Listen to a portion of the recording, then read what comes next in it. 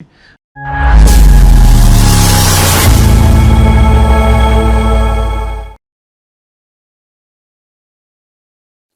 hi everyone. Today we'll learn about vitamin D deficiency and its effect on the heart health. So vitamin D deficiency అనేది ఎందుకు important, దాని వల్ల వచ్చే గుండె జబ్బుల ప్రమాదం ఏంటి? యూజువల్గా మనకు విటమిన్ డి అనేది సన్లైట్ ఎక్స్పోజర్ ద్వారా యూజువల్గా వస్తుంది. So that is the most common form. అది ఫామ్ అయిపోయి నెక్స్ట్ యాక్టివ్ ఫామ్స్ మన కిడ్నీ అండ్ లివర్లో ఫామ్ అవుతాయి అన్నమాట. నెక్స్ట్ ఇది ఏ విధంగా మనకి బాడీలో ఫంక్షన్ చేస్తుందంటే కాల్షియం అండ్ ఫాస్ఫరస్ హీమోస్టాసిస్ అంటాం, అంటే దాన్ని బ్యాలెన్స్ చేయడంలో మెయిన్ రోల్ ఉంటుంది. Simultaneously it is an other role కానీ అంటే మన వాస్కులర్ హెల్త్ అనమాట, అంటే మన వెజల్స్ డైలేట్ అవ్వడము, లేదా మన బాడీలో ఉండే బ్యాడ్ సెల్స్ ఇన్ఫ్లమేషన్ తగ్గించడము, ఆక్సిడేటివ్ స్ట్రెస్ అంటాం, ఇవన్నీ తగ్గించేదానికి ఈ విటమిన్ డి అనేది హెల్ప్ అవుతుంది అనమాట. సో ఎప్పుడైతే విటమిన్ డి డెఫిషియన్సీ అంటే ఎప్పుడు అంటాం, లెస్ దెన్ 20 యూనిట్స్ ఉన్నప్పుడు విటమిన్ డి డెఫిషియన్సీ అంటాం అనమాట.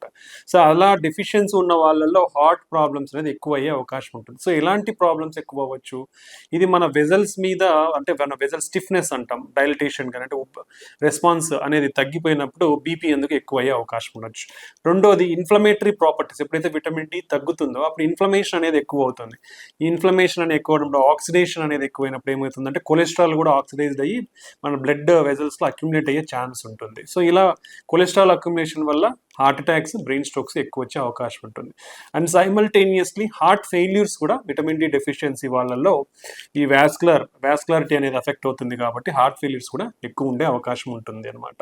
And simultaneously heart rate problems కూడా అబ్నార్మాలిటీ వచ్చే ఉంటుంది, అంటే హార్ట్ రేట్ తక్కువడం పెరగడం కూడా ఉండే అవకాశం ఉండొచ్చు. సో ఈ విధంగా విటమిన్ డి తక్కువ ఉన్న వాళ్ళలో ఇలాంటి గుండె సంబంధిత ప్రాబ్లమ్స్ ఎక్కువ వచ్చే అవకాశం ఉంటుంది. సో మరి how will you improve vitamin D లెవెల్స్ని ఎలా ఇంప్రూవ్ చేసుకోవచ్చు అంటే కనీసం for some time like 30 minutes you should expose to the sun.